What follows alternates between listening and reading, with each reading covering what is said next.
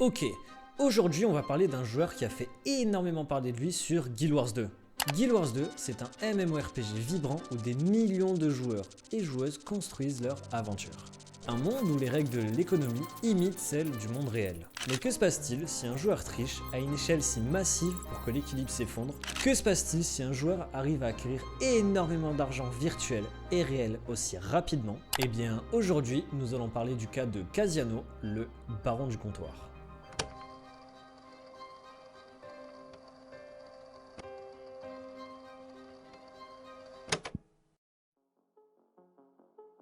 Ça, c'est mon personnage. Je suis une humaine, je suis un revenant et ma spécialisation est justicière. Dans Guild Wars 2, plusieurs spécialisations existent pour chaque classe. Comme par exemple, si je joue le rôle de support pour l'équipe, je peux jouer soit un support DPS, soit un support heal. Et moi, mon rôle à moi, c'est DPS. Faire tomber les boss le plus rapidement possible. Et j'ai au total plus de 3500 heures de jeu, et ça c'est mon compte en banque. 3 pièces d'or, que je vais appeler PO pour le reste de la vidéo. C'est rien du tout. Comparé à notre antagoniste d'aujourd'hui. Mais pour comprendre l'impact de Casiano, il faut d'abord comprendre Guild Wars 2. Comme je l'ai dit dans une note de mes vidéos, Guild Wars 2 est un pilier des MMORPG. Sorti en 2012, il est indémodable. Le jeu repose sur un monde ouvert avec un marché dynamique où l'or et les objets rares jouent un rôle crucial. Et dans Guild Wars 2, chaque action sur le marché a des conséquences. Une simple fluctuation dans l'offre et la demande peut affecter des milliers de joueurs. Mais avant de vous parler de lui, j'aimerais vous expliquer comment s'enrichir dans Guild Wars 2. Pour faire de l'argent, il existe plusieurs méthodes. Les fractales, des mini-donjons où plus on avance, plus c'est dur, mais plus on a de meilleures récompenses. Des raids, des instances de 10 joueurs, on appelle ça du contenu HL, un contenu haut level. Du MCM, du joueur contre joueur à grande échelle. Et l'hôtel des ventes, un endroit où les joueurs et joueuses peuvent vendre et acheter des ressources ou des équipements avec d'autres joueurs. Mais surtout un endroit où on peut changer nos pièces d'or en monnaie payante. Je vous explique. Admettons, vous venez de terminer tous vos fractales et tous vos raids quotidiens. Vous avez donc accumulé un certain nombre d'or, on va donc prendre par exemple 100 pièces d'or. Et dans un onglet de l'hôtel des ventes, si vous échangez 100 pièces d'or contre de la monnaie payante, ça vous donnera 200 de gemmes. Et ces gemmes, elles servent à acheter des cosmétiques pour votre personnage ou vos montures, qui ne sont accessibles que si votre porte-monnaie rentre en jeu. Ou alors, vous farmez suffisamment d'or pour ensuite les échanger contre des gemmes, mais c'est très long. Et voilà où et comment Casiano, le baron du comptoir, commence à s'enrichir.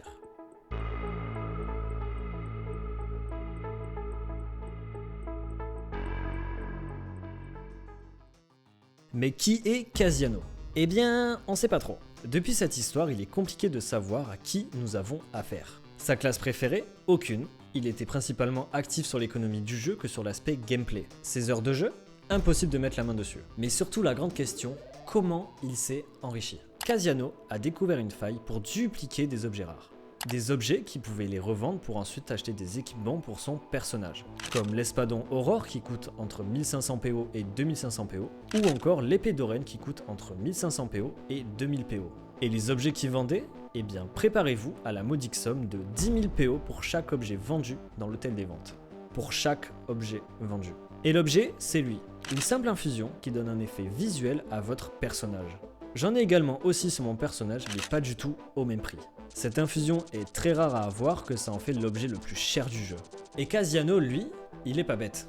Il va dupliquer et encore dupliquer cet objet pour ensuite les revendre à l'hôtel des ventes. Les conséquences? La notion du RMT, on va voir plus tard dans la vidéo, une augmentation de l'offre rendant certains items presque sans valeur, et une chute drastique des prix des objets.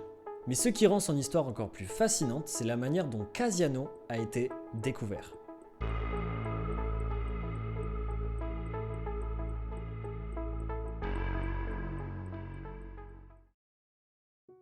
Vous savez quand je vous ai dit que Casiano était pas bête? Eh bien, je me suis trompé. Ces transactions massives sur le marché ont attiré l'attention de la communauté et surtout de ArenaNet. Et il faut savoir que Casiano faisait des streams sur Twitch. Il aimait montrer toutes les fortunes qu'il avait réussi à acquérir. Et surtout faire la promo d'une guilde qui porte le nom de Noip. On ne sait pas grand chose sur cette guilde, enfin, pour l'instant. Et dans le chat, beaucoup de viewers posent des questions pour savoir comment il a fait pour avoir autant de pièces d'or aussi rapidement. Et sa réponse était toujours la même. Ce n'est vraiment pas compliqué. Faites tous les jours le casino de Pass of Fire et après ce n'est qu'une question de chance. Alors oui, il existe un casino dans Guild Wars 2, mais le taux de drop d'items sont faibles.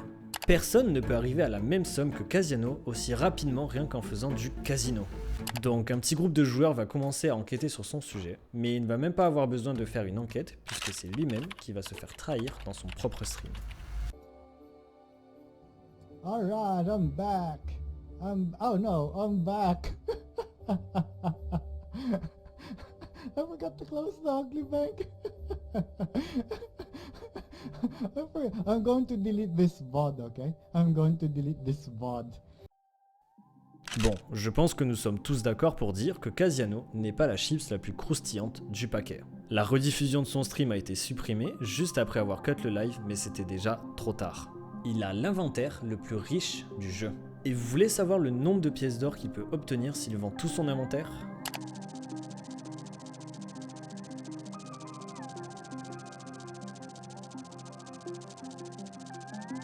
33 millions de pièces d'or.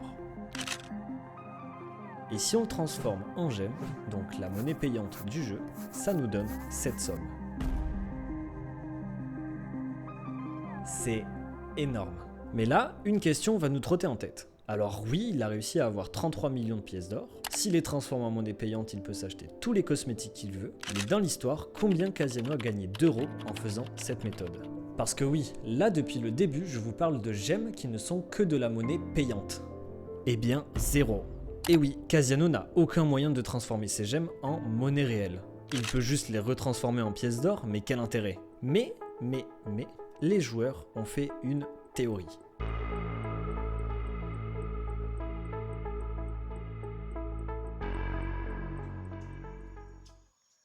Casiano faisait souvent la promotion d'un serveur Discord, Noip.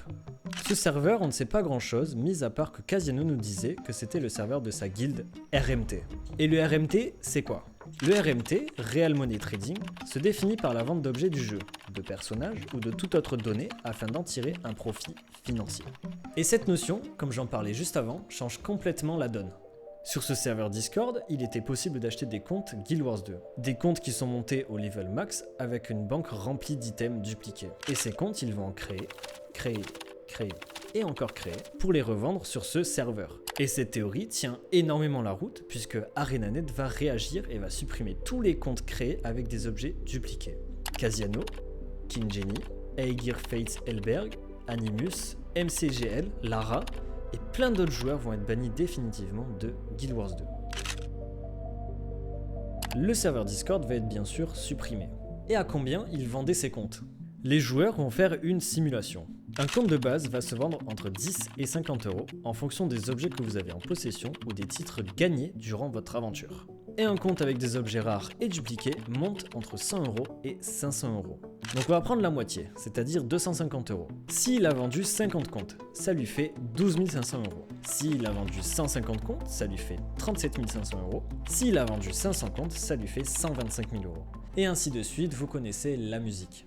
Et le fait que ArenaNet ait réagi montre que cette théorie tient énormément la route. Casiano voulait être un roi riche, un roi aimé de tous, mais surtout un roi malhonnête. Tricher, ça peut marcher un temps, mais ça finira toujours par se retourner contre vous. Alors est-ce qu'il mérite cette chute ? Est-ce que c'était sa faute ou celle du jeu ? Pour ma part, il a joué avec le feu et il s'est brûlé les ailes. Mais j'aimerais bien avoir votre avis, alors n'hésitez pas à me le dire en commentaire. Merci d'avoir regardé cette vidéo, sur ce, à la prochaine pour de nouvelles histoires.